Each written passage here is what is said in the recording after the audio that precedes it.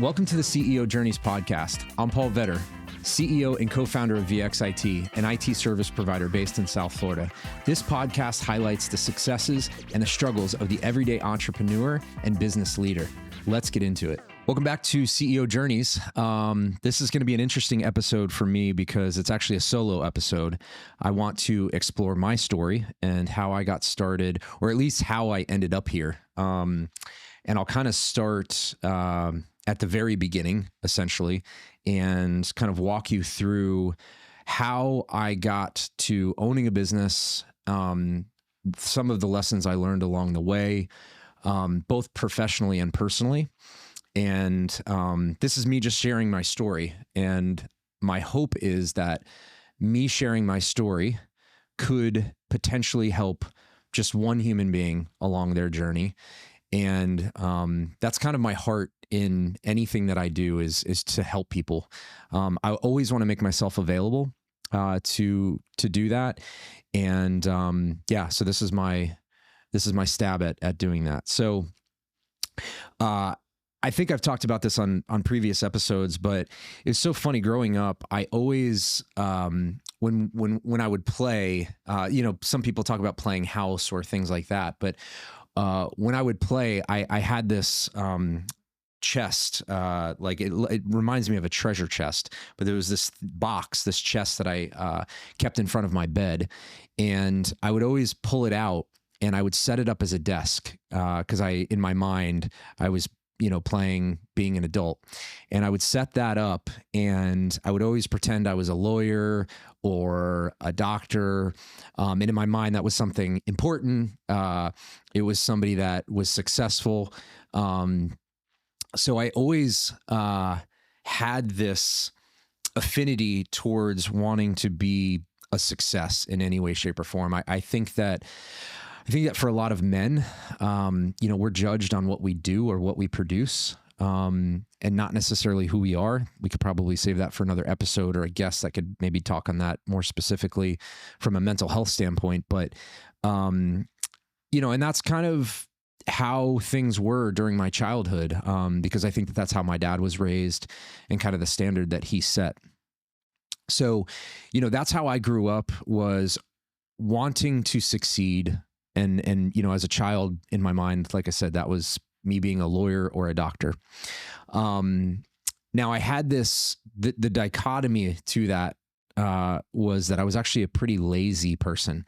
I'm just a naturally lazy person. I don't actually like to work hard. And when something's ahead of me, if there's a shortcut to take, I would take it. I remember in middle school and in high school, from time to time, I didn't do it all the time, but from time to time I would cheat on homework or tests or things like that. And it was actually easy for me because I was homeschooled through most of middle school and high school. And so I battled this laziness. Now, it was combated with the fact that my dad taught us how to work hard. So I'm the oldest of 6 siblings, and he really instilled upon us just a strong work ethic. And he did it in indirect ways and direct ways. And I'll kind of go over some examples of that. The indirect way of doing it, whether I liked it as a kid or not, it was what it was. And I think I've talked about this on other episodes, but if he was out in the yard on a Saturday morning, or out in the garage, cleaning the garage, or out in the yard, doing the yard, mowing it or picking up pine cones, we were out there. We were not really allowed to be, inside watching cartoons or playing Nintendo or anything like that. He wanted us working side by side. And I think that now looking back at it, I think that was actually a fair thing. And again, it taught us our work ethic. So, I had this desire to succeed at an early age. I combated laziness, but I had a dad who taught me some good life skills.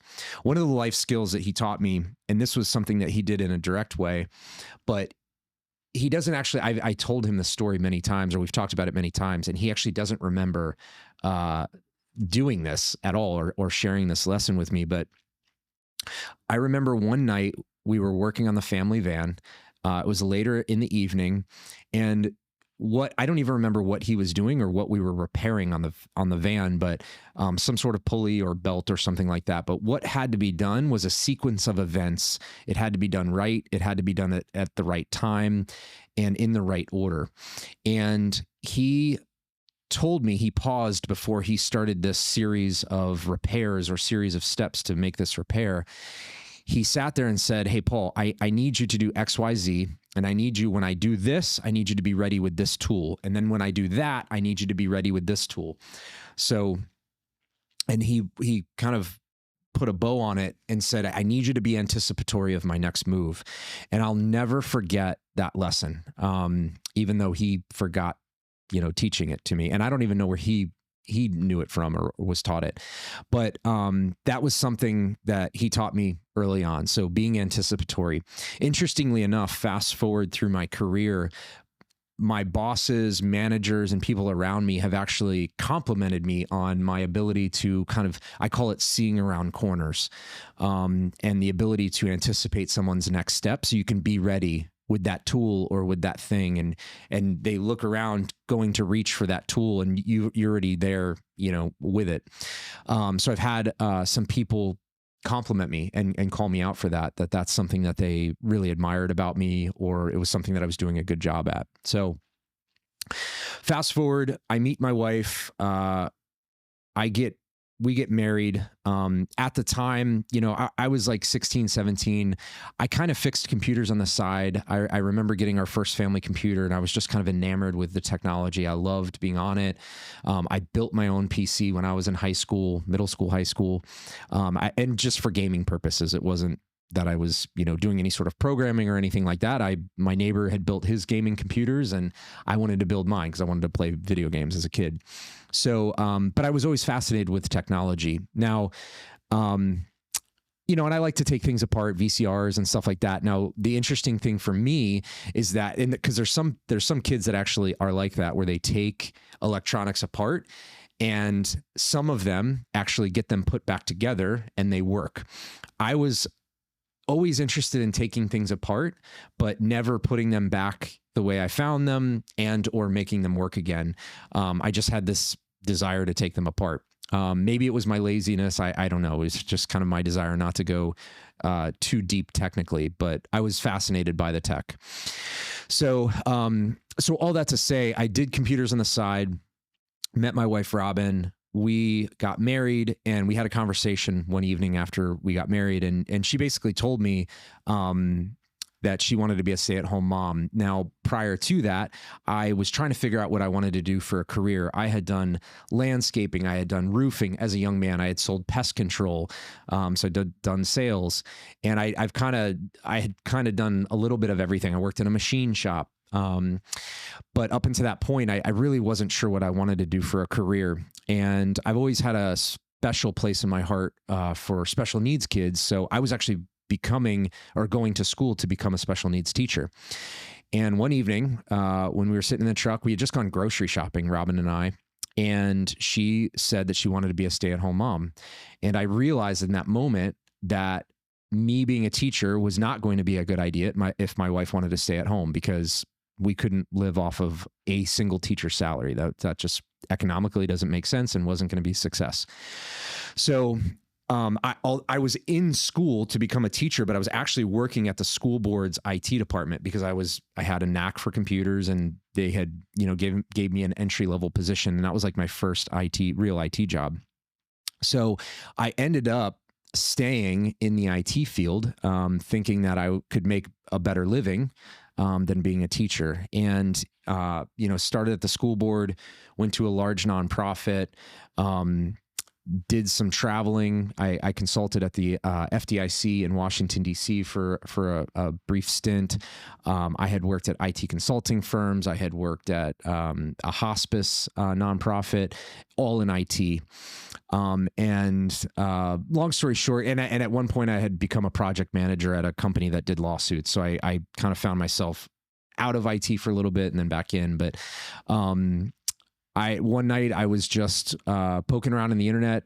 At the time, I was with a company that was not really a great company. I wasn't overly excited about what they were doing or the direction they were heading. So I found this IT provider website online, and I emailed them, and I found that they were, local to where I was living, and I just emailed them and I said, "Hey, I'm looking for a position. Not sure. I haven't really heard of you guys. Not sure if you guys are hiring or not." And I get this email back from somebody that I know. Well, long story short, I found out that there was a company being started out of another company. So this other company was around 100-person marketing firm. They also did some software development and whatnot. Had some pretty big clients like Dell, HSBC Bank. They had some local clients as well. If you're local, you'll know Duffy's. So they were at a spot where they needed an IT provider. And instead of hiring an IT provider, the owner of that company decided to start an IT company. And his current company was going to be the first client of that company. And his idea was, oh yeah, all of the clients that we're doing business with, they need IT as well, and we'll just sell IT to them. Well, he didn't have a lot of experience in the IT realm. So, and what he didn't know was that the clients that he was doing business with weren't actually a good fit for a local IT provider. Like HSBC Bank is not going to hire us, or Dell, they're not going to hire us to do IT stuff. He just had a different idea of what it meant. And the company that we started was an MSP, or a managed service provider. Very, not that it's a niche industry, but it's a very specific clientele that we service. So we service companies, 200 or 20 to 200 employees. We're talking manufacturing companies, construction, lawyers' offices, doctors' offices, basically companies that don't have in-house IT staff. They outsource everything to us. And for a fee every month, we're their outsourced IT department, from support, all the way up to strategy and everything in between, which would include things like security. And those are kind of the three pillars. That'll probably be another episode. So the three pillars of IT: strategy, security, and support. So all that to say, I made myself available for a conversation with them. I met up with them, and we just kind of were aligned on the mission. And with us, VXIT, kind of being birthed out of this company, we had an anchor client to start with. And we had about 3 months of runway. There was no investment. He wasn't putting a lot of cash into this. In fact, at the time, his business partners really didn't like the idea of starting another company, because when you have a successful company and you begin to, whether you get bored or whatever the reason, you get distracted, or you're a serial entrepreneur, having ideas about other businesses and things like that can distract and be a distraction. So they were like, oh, this is going to be a distraction. Well, what we all didn't know was that this was actually going to be successful. So there was two of us to start, Craig and myself, and Craig is this other guy's cousin. So Chris was the original founding member of this company, and it was his idea to start VXIT. I had emailed them around the 2012, 2013 mark. We spoke for about 10 months before I actually came on board. And I came on board, or actually maybe it was a few more months than that, because we talked in 2013, because I by the time we got everything worked out and we decided to kind of pull that, to jump out of the plane. I was going to say pull the parachute, but we weren't even pulling the parachute. We're like, hey, we're going to do this. We're going to jump out of the plane and see if this thing works. That was January 2015. And so here's where we're going to kind of get in the meat and potatoes of the story. So I come on board, because there was no real investment, there was no money or anything like that injected into VXIT. We just had this anchor client. We had about 3 months of runway, and what I had up my sleeve or just at my disposal was I already had built a network. And I had built a network via just making myself available, across my entire career, building relationships and whatnot. And my business partner, Craig, he was from New Jersey. So he moved down here to actually start VXIT. And so he didn't really have a network. He didn't really know anybody down here. So I just started pinging my network. I started, making some phone calls. I started emailing some people. And we just started to have conversations with people. And, throughout that year, we got a couple clients, and me networking. So putting myself in the right place at the right time. And that's kind of what I want this story to be about, or this episode to be about, is putting yourself in the right place at the right time. Because I think it's something very powerful. It's something that I'm pretty good at. And all that means is that I'm willing to show up. Show up to networking events, show up to breakfast events and things like that. There's a power in that. And when you're first starting out in business, you have to go to events that you may not want to go to, that you may think are a waste of time. But you never can underestimate what type of connections you can make when you're around other human beings. And that's really, I talk about this often, is just humans sharing stories and connecting with other humans. That's why we're here, is to build and be in a community. I don't think that we were created to live on an island alone. I think that we're social beings and creatures by nature. And I think that there's obviously a scale of people that are extroverted and introverted. Obviously, I lean being more towards extroverted. But when you put yourself in the right place at the right time, and you could look back and go, oh, some of that was luck.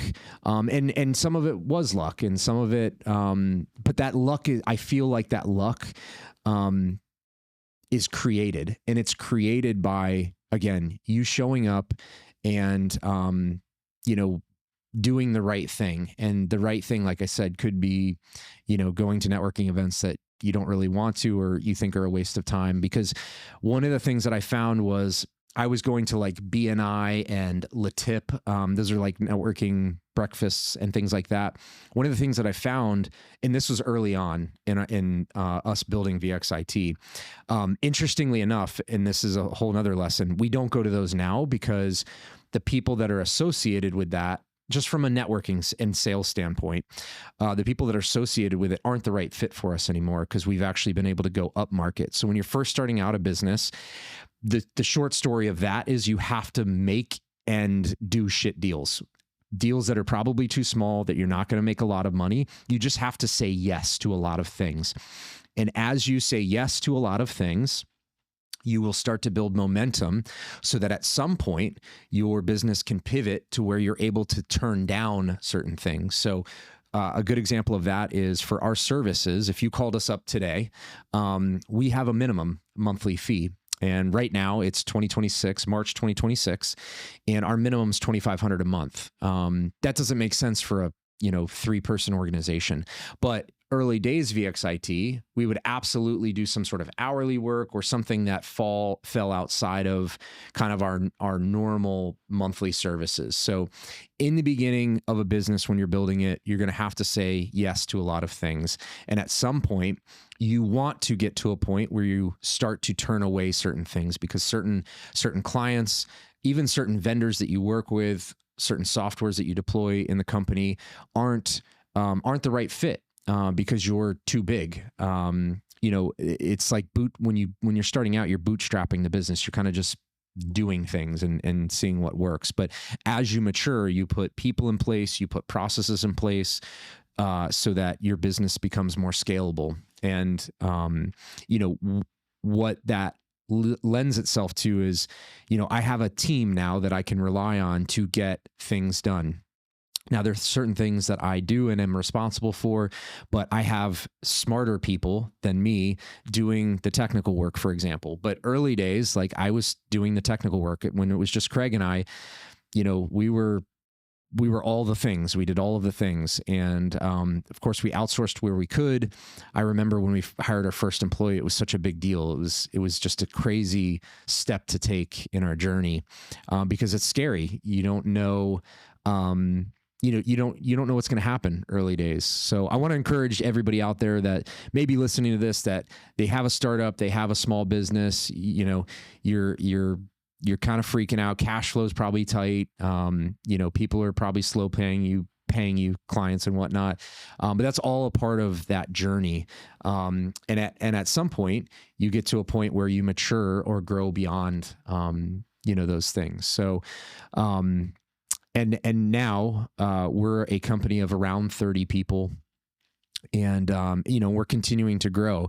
And some of the frameworks and some of the processes that we've put in place have really helped accelerate some of that growth. One thing that I would highly recommend for people listening to this, if you're a business owner and you have probably over 10 employees or right around that 10 employee mark, that's kind of where you start to see that maturity level. You have to start maturing. One of the things that's helped us tremendously in our journey has been EOS, the Entrepreneurial Operating System. So go ahead and Google that. It was created by Gino Wickman. And all of the things within that framework, that methodology are actually very simple. They're not overly complicated, and they're not extremely sexy either. They're very, very straightforward. And when you could pick up the book Traction if you're a business owner. Literally just go on Amazon, type in Traction. You'll find it, but it kind of lays out that framework, and it all it does is provide a guardrails and or a framework for working on your business and not in your business.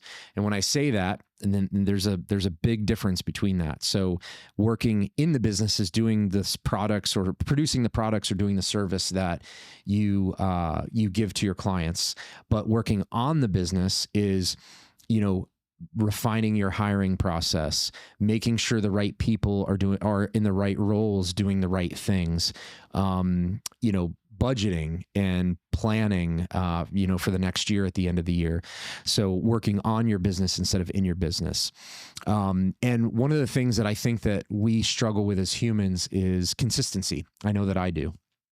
And when I have a framework that I follow and use these guardrails to kind of keep me in check and in line to the direction that I want to head, it just helps keep me accountable to those things. And obviously there's people around me in my leadership team and my employees that, we're all moving in this direction together. We set a goal and we keep up these guardrails via these systems, these processes that help us, reach that goal. And we check in every, week, month, quarter, year.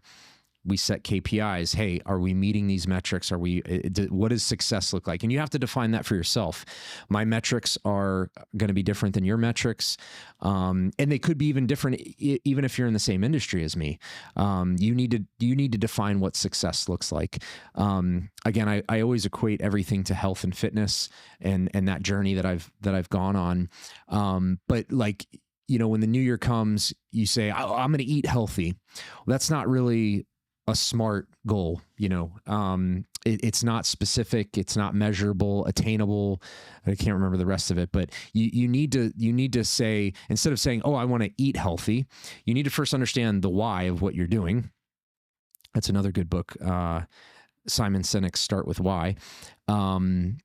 But you need to understand the why of what you're doing. And then you need to be very specific about the goal that you set. So instead of saying, hey, I want to eat healthy this year, say, hey, I want to lose 20 pounds or 10 pounds, whatever it is. And then you take that goal and then you just reverse engineer it and you create or figure out the milestones that you need to set to get there. And, that's going to help you succeed. And you don't have to do 100% of the things 100% of the time. But if you shoot for 100 and land somewhere north of 80% of, the tasks that you set out to do, the milestones that you set out to do, you're going to get as close to your goal or closer to your goal than most people will, because most people won't and don't. And I think it's just a human thing that we struggle with collectively. They don't put the focus, the time, energy, and effort into achieving the things that they want in life. And I heard a quote today, and I don't even remember who said it, but it was essentially like, the person that you want to become is the person you're building. It's something along those lines. So who do you want to become? It's the person that you're setting out to build. And I had a conversation with somebody. I sent that quote to them, actually 2 friends of mine today. And I was explaining that life is made up of these micro wins, and it's not even wins, it's actually decisions. So micro decisions. So you have a decision you have the choice to get up early or not get up early. You have the choice to drink a little too much the night before or don't drink a little too much the night before. You have the choice to fuel your body with the proper nutrition and not overeat. Eat at your maintenance calories, or if you're trying to cut weight, eat below the maintenance calories. Again, health and fitness, it's near and dear to my heart because of the journey that I've been on. So, but we always try to find like the sexy magic pill that's going to make everything better and give us these instant results. But what I have found in my 40 years on this earth is that overall, life is not complicated. It does not mean that life is easy. Life's actually very hard, but it's not complicated. 1 + 1 = 2. And everything is just, when you look at problems, they're math problems. Can you solve for a simple math problem? You want to lose weight, you move your body more and you eat less.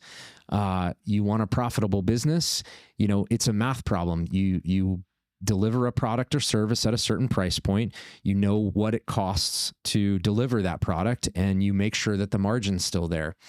And again, we don't live in Perfectville, USA. Not everything's going to be perfect, but if you put your time, energy, and effort towards those things, towards the goals that you set. And when I say goals, I mean like write out a goal. Like if you have a goal in your life that you want, or if you have a desired outcome of your life, or have a vision of what your life is going to look like, write it down. And write it down in detail, because that's going to enable you to work backwards and figure out the things that you need to accomplish to get there. So back to VXIT, and then we'll wrap this up. VXIT, early days, we were what's called owner-led sales.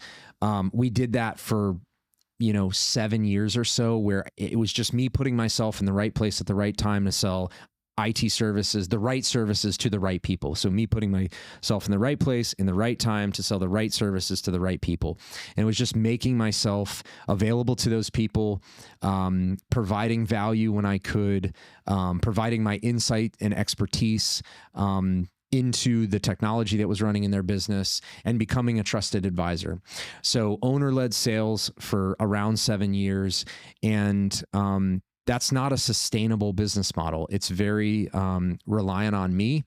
If I get hit by a bus tomorrow at that point, or when we were doing that, like sales stops, that's kind of a problem. So about 2.5 years ago, we went on this journey where we decided to build out a sales engine. We'll probably do that in another episode of exactly breaking out what that looks like. But we're doing cold calling, we're doing marketing, we're going to do webinars. VXIT is sponsoring this podcast, so we're getting the message out there. And what we realize and what we understand as a universal truth, or what I do at least, is that if we help or seek out to help enough people, the money, the business success, all of that follows. But our focus is helping people, and it's helping people for VXIT. It's helping people make the right decisions about technology within their business. And we want to see their businesses thrive. And, I'm kind of getting in our mission statement here, but, we want to help businesses thrive. We want to prioritize people. We want to leverage technology. And, again, IT, that's a whole nother story, but IT is a level of risk management. You have to be both strategic and, proactive and reactive. There's a lot that goes into IT, and it's not, that's even a struggle sometimes too, is sitting with other business owners. And some people think that IT is just, I can create an email and give somebody a computer and that's IT, but there's so much more that goes into it. And again, we'll save that for another episode. But so owner-led sales for a number of years, we wanted to be a more predictable, sustainable, scalable business. So we went on this journey, and we hired some people to help us generate leads and do sales. And there's this whole sales and marketing thing is a wheel, and there's so many different spokes of this wheel that you could do. And honestly, a majority of sales and marketing efforts don't produce results, at least individually, or instant results. We are just now starting to close deals that we started working on over 2 years ago. We cold called a business 2 years ago. nurtured that lead and literally just closed them last week or the week before. And that's, our sales cycle can be 18 months, 24 months, because people get locked into IT contracts and things like that. So, but it's this whole thing that we're embarking on now is just, I'm trying to take VXIT relying on just a single person to a team of people that work repeatable processes. So, when life happens, like we just had one of our sales guy, his wife got a promotion and they're moving to Wisconsin and he actually got another job up there. So I have to, he's going to be leaving at the end of this month and we have to slot a new person into his position. So that's what it means to build a scalable business where it's not reliant on one person.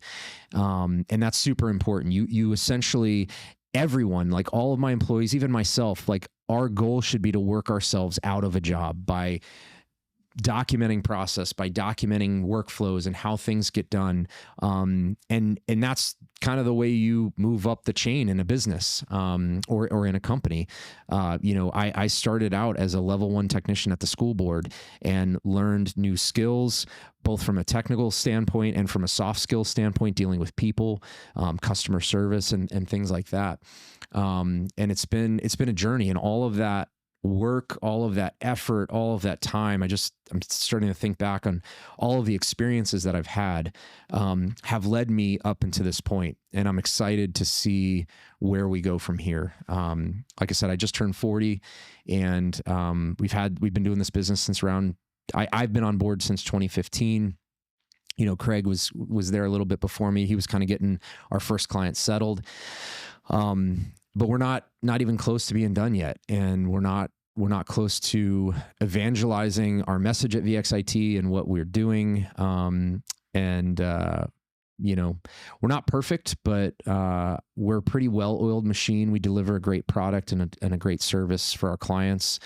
And it's amazing because of the relationship and the nature of the relationships with our clients, I almost feel a part of the company. So when I see our clients, their trucks on the road and stuff like that, I'm like, man, we have a small part in that, a part of their success and their growth. It's really cool. And we go to some of our clients' Christmas parties, and we kind of become a part of their staff. And it's just been an amazing journey. And again, like the reason I'm doing this is I want this podcast is I want to share my story. I want to share what's worked for me and my business, for me and my family, for me personally.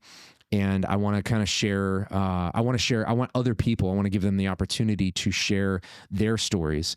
Again, that is the whole point of this, is just sharing a story in hopes that story can change somebody else's life. And that's what this podcast is all about. So I hope you enjoy it. If you ever want to have a conversation with me, hit me up on LinkedIn. That's where I'm pretty active, and would love to chat and collaborate further. Thank you.